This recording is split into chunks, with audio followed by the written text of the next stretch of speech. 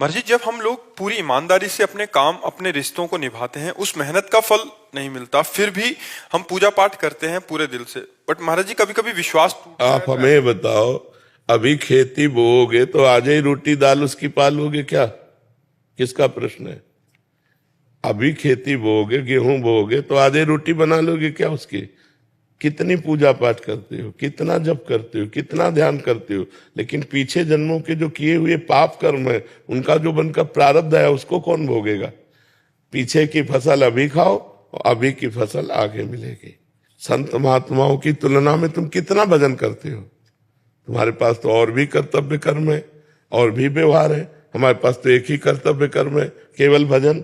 तो हमें भोगना पड़ रहा है, तो तुम्हें भोगना नहीं पड़ेगा। अगरबत्ती धूप बत्ती लगाती हो, इससे तुम्हें भगवान में अश्रद्धा हो जाती है, तो भगवान को नौकर समझा है क्या? फिर अश्रद्धा क्यों? अश्रद्धा शब्द क्यों? अश्रद्धा नहीं है, पर मेरा प्रश्न ये है कि जो आने वाली युवा पीढ़ी है, जो बच्चे हैं, जो देखते हैं, तो उनका विश्वास। हाँ, आने वाली युवा पीढ़ी गर्लफ्रेंड बनावे, बॉयफ्रेंड बनावे, जहर जैसे व्यसन करे, गंदे आचरण करे, भगवान पर श्रद्धा करे, तो नरक जाओ, दुर्गति भोगो। अगरबत्ती लगाने से हमारा प्रारब्ध बदल जाएगा? इतनी बड़ी तपस्या है, पाप किए हो तूफान जैसा, पहाड़ जैसा, और अगरबत्ती के धुआं से पहाड़ उड़ाना चाहती हो, उड़ जाएगा क्या? पाप करते समय सोचते हैं भ्रूण हत्या, गर्भ हत्या, बलात्कार, चोरी चोरी, नाना प्रकार के पाप करोगे। जब वो फलीभूत होंगे तब श्रद्धा करो भगवान पे, अश्रद्धा करो, भोगना पड़ेगा तुम्हें। अगरबत्ती लगाओ चाहे धूप बत्ती लगाओ, अवश्य में भोक्तव्यम कृतम कर्म शुभाशुभम। समझ में आ रहा है ना? यह इतना भजन करो कि अपने प्रारब्ध को विध्वंस कर दो, तब देखो।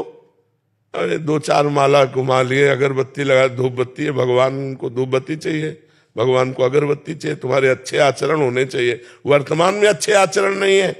ईमानदारी से बोलो, जितने लोग बैठे हो, इस जन्म में अगर तुमको न्यायाधीश तुम्हारे कर्मों का आचरण का बना दिया जाए, तो तुम कितना अपने को दंड दे सकते हो?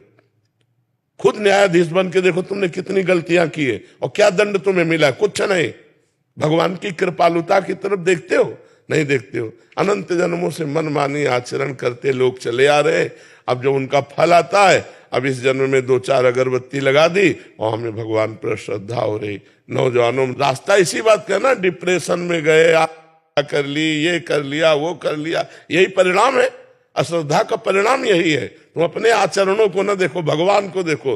तुम चाहो कि हमें खूब पाप कर्म करें और इसके बाद जो है हमें भगवान आकर गले लगा लें, ऐसा होगा क्या? महाराज जी, ये प्रश्न इन्हीं का नहीं है। ये क्या आजकल क्या हो गया महाराज जी, अनुष्ठान, नाम जप और कोई भी साधना नहीं है, बट जैसे मंदिर गए, मेरा पास हो जाओ हे प्रभु, पास हो जाऊं, पास नहीं हुए तो भगवान ने पास नहीं किया। पढ़ाई मत करो भगवान पास कर दे। मैंने मांगा कि मेरा बच्चा ठीक हो जाए, ठीक नहीं हुआ तो अश्रद्धा हो गई भगवान से। क्या फर्क पड़ता है? आकाश के ऊपर थूको, कोई फर्क पड़ता है क्या? तुम्हारे मुंह पे छिट्टियां पड़ेगी आके, भगवान आकाश के समान महान है, उनको क्या फर्क पड़ता? उन्होंने देखो, उन्होंने आपको खेती दे दी, आपको बीज दे दिया, अब आप जो बोओगे वो आपको काटना होगा। आपने पसंद किया बम्बूल, तो बम्बूल जगेगा उसमें बोया जो आपने। दाक्षुआरा बोओगे तो दाक्षुआरा, बोते हो बम्बूल, चाहते हो दाक्षुआरा, ये कैसे मिलेगा? विचार करके देखो। करते हो गंदे आचरण, चाहते हो उत्तम फल। हर कार्य की सफलता उत्तम आचरण से होती है, ध्यान रखना। अगर आपका पूर्व प्रारब्ध बिगड़ा हुआ है, इस समय उत्तम आचरण करने पर भी आपकी हार होगी, क्योंकि वो पूर्व का पाप आपको परास्त करेगा। अगर पूर्व का पुण्य साथ दे रहा है, तो इस समय गंदा आचरण करने पर भी आपकी विजय होगी, क्योंकि गंदा आचरण वर्तमान में दंड नहीं देगा, ये आगे चलकर आपको दंड देगा। अच्छा आचरण आपको वर्तमान में सुख नहीं देगा, ये आगे चलकर सुख देगा। वर्तमान में आपका प्रारब्ध आपको दुख सुख देगा। मनुष्य जन्म दुख सुख भोगते हुए अच्छा कर्म करने के लिए मिला है। हमें यहाँ भगवान से किसी भी तरह की श्रद्धा और अश्रद्धा का विषय नहीं लाना चाहिए। हाँ, श्रद्धा का विषय यह है कि ऐसी परिस्थितियों में भी भगवान हम टूटे नहीं, हम आपके कृपा बल से इन दुख सुख को सहते हुए सही आचरण से चले। जैसे पांडवों का राज्य छिन गया, यहां तक कि पत्नी भी दांव में लग गई, लेकिन वो धर्म से च्युत नहीं हुए। 12 वर्ष का वनवास, 1 वर्ष का अज्ञातवास, लेकिन धर्म से च्युत नहीं हुए। ये भगवान की कृपा। उन्होंने कभी भगवान को नहीं कोसा, हम लोगों की क्या आराधना है, बेमतलब भगवान पर श्रद्धा श्रद्धा की बातें करते रहते हैं। भगवान क्या है, महान है, वो एक महान पावर है। आप अब देखो, बिजली को गाली दो, कनेक्शन सही हो ना, आपके बोर्ड में बिजली आ रही है, आपने 2 तार ऐसे लगाए और वो कनेक्शन सही नहीं हुआ, अब ऑन ऑफ करते रहो, बल्ब सही है, तार भी सही है, प्लग भी सही है, बोर्ड में बिजली है, लेकिन वो ऑन नहीं होगी, जलेगी नहीं। क्यों? कनेक्शन सही नहीं। वो पावर है, परमात्मा पावर है, उससे सही कनेक्शन करो, सही आचरणों के द्वारा, पवित्र भोजन, पवित्र आचरण, पवित्र विचार, पवित्र नाम जप करते हुए, तो देखो आपके अंदर पावर आ जाएगा। बड़े से बड़े दुख को मुस्कुराकर सहोगे और जय बोलोगे, अश्रद्धा नहीं होगी, जय बोलोगे।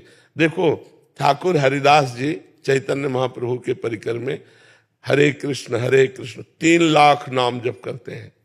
यवन बादशाह को काजियों ने भर दिया तो उनको बंदी बना लिया गया और कहा गया कि आप यवन कुल में जन्मे हो, तो उनको सजा दी गई 22 बाजारों में कोड़े मार मार करके उनको मृत्यु दंड। कोड़ा जब लगता तो कहते हरि बोल, हरि बोल, जय हो प्रभु आपकी।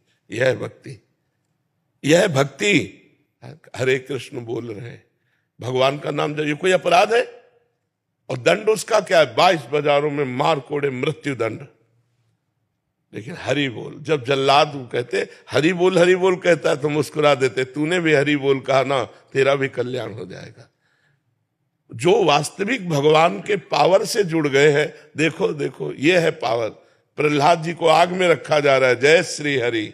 यहाँ हमारी क्या है, हमारी छोटी सी बात नहीं बनी, हमारे कर्म के अनुसार तो हम भगवान पर श्रद्धा कर ले। ये नौजवानों की आज जो बुद्धि बिगड़ रही ना, ये अश्रद्धा के कारण ही तो बिगड़ रही। अगर वो श्रद्धा करके माता पिता के चरण छूते, श्रद्धा करके अध्यात्म को स्वीकार करते, तो ना तो व्यभिचार में जाते, ना व्यसन में जाते, अपनी पढ़ाई को पढ़ते, अपने कर्तव्य को पूरा करते, अच्छे नंबर लाते। भाई अपने चैप्टर में बुद्धि तभी लगेगी जब हमारी बुद्धि शुद्ध होगी, एकाग्र होगी। अब व्यभिचारी की बुद्धि शुद्ध होगी क्या? अपवित्र बुद्धि। व्यभिचारी की बुद्धि एकाग्र होगी क्या? नहीं, चंचल बुद्धि। व्यभिचारी की बुद्धि व्यसन रहित होगी क्या? नहीं, नशेबाज। तो नशेबाज, व्यभिचारी और चंचल बुद्धि वाला किसी भी चैप्टर को कंठस्थ नहीं कर सकता, किसी भी विषय में सफल नहीं हो सकता। ये लोग कैसी बातें करते हैं, भगवान पर श्रद्धा नहीं, ऐसे नहीं चला जाता। ब्रह्मचर्य से रहो, पवित्र आचरण करो, पवित्र भोजन करो, एकाग्रता पूर्वक पढ़ाई पढ़ो, हर विषय में पास हो जाओगे, हर विषय में पास हो जाओगे। तुम्हारे ग्रंथ तो इतने इतने, हमारे ग्रंथ तो इतने मोटे मोटे हैं, और सूक्ष्म विषय है, तुम्हारा तो स्थूल विषय है।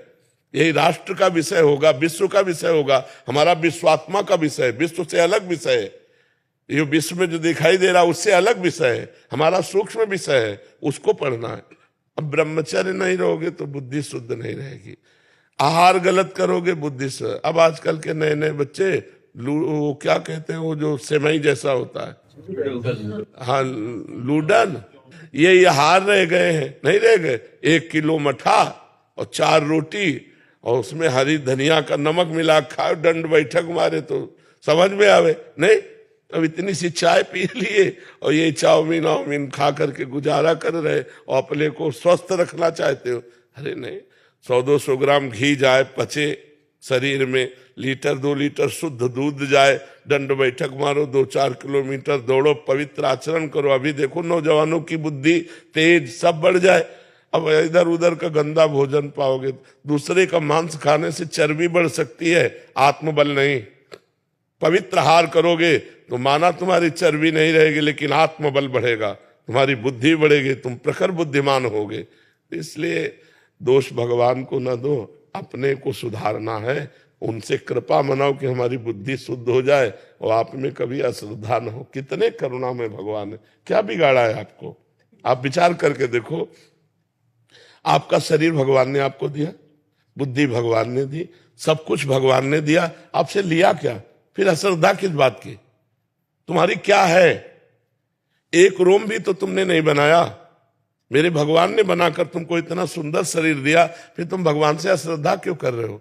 भगवान ने तुम्हें पृथ्वी दी, वायु दिया, अग्नि दिया, तेज दिया, सब कुछ दिया है, क्या भगवान की अश्रद्धा करने का विषय बनता है?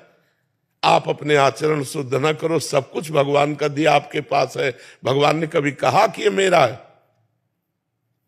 और आप 100 रुपया भगवान को दोगे तो 1000 जगह कहोगे कि बिहारी जी में जाकर हमने चढ़ाया था और बिहारी जी ने हमारी बात नहीं सुनी। तुम सुनते हो भगवान की बात, सब कुछ दिया भगवान ने। गीता जी में भगवान कहते, भागवत जी में कहते, तुम एक भगवान की बात न मानो तो तुम्हारी भगवान कैसे बात मान लेंगे? अभी भगवान की बात मानो, तुम्हारी बात भगवान मान लेंगे। बड़े बुरे से बुरे कर्म का भी तुम्हें दंड नहीं मिलेगा। अहम त्वं सर्व पापेभ्यो मोक्षयिष्यामि मा शुचा। तो बहुत समझना पड़ेगा, अध्यात्म को समझना पड़ेगा।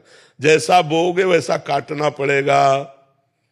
ऐसे ऐसे लोगों से पाप बन रहे जिसे समझते नहीं पाप है। पहले किया व्यभिचार और जब गर्भ रह गया तो बच्चे को झाड़ियों में फेंक दिया, कूड़े दाने में फेंक दिया। कितनी बच्चे बच्चियां ऐसे मिलते हैं जो कूड़े दानों में मिल रहे। तो मान लो जैसे गृहस्थी में भी है तो भ्रूण हत्या, गर्भपात, ये सब कितने भयानक भयानक पाप है। कोई बिरला ऐसी होगी, खुली बात कह रहा हूं, कोई बिरला ऐसी मां बहन होगी जो गर्भपात न कराए। अब फिर उसका दंड, गर्भस्थ शिशु की हत्या बहुत बड़ा पाप है। और इसको कौन मान रहा है? गृहस्थ कौन मान रहा है? तो फिर दंड जब मिलेगा तब। अब बोले भगवान पे अश्रद्धा होगी तो करो अश्रद्धा, उनको क्या फर्क पड़ता है? अवश्य में भोक्तव्यम कृतम कर्म शुभाशुभम। नहीं, बचपन से लेकर के अभी तक बताओ, धर्म विरुद्ध आचरण किए कि नहीं किए? गर्भ हत्या की कि नहीं की? चाहे पुरुष हो चाहे स्त्री, धर्म विरुद्ध आचरण सब करते हैं, तो उनका फल नहीं भोगना पड़ेगा? बाद में कहो कि हम मंदिर में जाके कह दें कि भगवान मेरी बात सुन लो। कैसे सुन लेंगे? तुमने भगवान की बात सुनी? भगवान जब कह रहे हैं कि 25 वर्ष तक ब्रह्मचर्य रहो, फिर जब ब्याह हो जाए, पाणी ग्रहण हो जाए जय वर्ष में, तो गृहस्थी धर्म में फिर अपने ब्रह्मचर्य को तोड़ो। कौन रह रहा है? सबसे पहला आश्रम सबका है ब्रह्मचर्य, फिर गृहस्थ, फिर वानप्रस्थ, फिर सन्यास। कोई चल रहा है? अभी उठ के खड़े होना नहीं आता, बॉयफ्रेंड हो गए। हाँ, उठ के खड़े होना नहीं आता, बॉयफ्रेंड हो गए, गर्लफ्रेंड हो गए। अब ये बच्चे बर्बाद हो जाएंगे कि नहीं हो जाएंगे? जिनका उद्देश्य ही अभी पक्का नहीं बन पाया, पढ़ाई लिखाई में जहां माइंड लगना चाहिए वहां गंदी बातों में माइंड लग गया। अब कैसे? अब इसके बाद कहो हे भगवान, हे दुर्गा देवी, हे भैरव बाबा। तो अब इसमें कोई सुनने वाला नहीं। तुमने सुना नहीं तो फिर वो तुम्हारी नहीं सुनेंगे। 1 किलो लड्डू भी चढ़ाएंगे, वो भी गए। तो अनंत ब्रह्मांडों को भगवान भोजन दे रहे हैं, पशु पक्षी सबको भगवान दे रहे हैं। यार तुम उनको 1-2 किलो लड्डू से फुसलाना चाहते?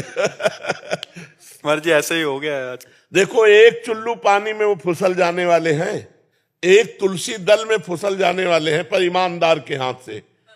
बेईमान के हाथ से करोड़ों का भोग लगा गया दुर्योधन ने। महल में करोड़ों की भोग की व्यवस्था अरबों की थी, भगवान देखा भी नहीं। और विदुरानी के हाथ के केले के छिलके पाए जाके तुरंत, घंटा 2 घंटा नहीं, वहां से हटने के बाद सीधे विदुरानी के घर गए। दुर्योधन से कहा मुझे भूख नहीं है, और वहां जाके कहा भूख लगी लाओ। और वो ऐसी प्रेम में बावरी कि गूदा फेंक रही, छिलका दे रही, महाराज छिलका खा रहे। वाह वाह। देखो, ये अखिल कोटि ब्रह्मांडों का मालिक है, अरबों का भोग व्यवस्था किए दुर्योधन, भगवान ने देखा भी नहीं। और विदुरानी के हाथ के छिलके पा रहे हैं। कैसे? वो तो चुल्लू भर जल में रीझ जाने। पत्रम पुष्पम फलम तोयम ये में भक्ता प्रेक्षति। भगवान को यार वैभव चाहिए, सारा वैभव तो उन्हीं का है। सोने की खान, चांदी की खान, सब पृथ्वी में उन्हीं का है। उनको 100-200 ग्राम सोना या 100-200 ग्राम लड्डू पेड़ा इससे रिझाया जा सकता है क्या? वो हमारे पिता, हमारे स्वामी, हमारे मालिक हैं। उनको हम क्या रिझा सकते हैं? हम तो अधिकार पूर्वक कह सकते हैं कि आपको ये काम बनाना होगा। कब? जब हम उनकी आज्ञा पे चलेंगे। जैसे अपने आप पापा की 10 बात मानते हो तो एक बात तो मनवा ही सकते हो आप। पापा की एक को न मानो, 10 अपनी मनवाना चाहो तो थप्पड़ी आ जाओगे। नहीं तो भगवान की हम बात एक नहीं मान रहे, और भगवान से हम अपनी सब बात मनवाना चाहते हैं। यार इतने कमजोर भगवान नहीं है। फिर नहीं, फिर माया आपको पीट देगी।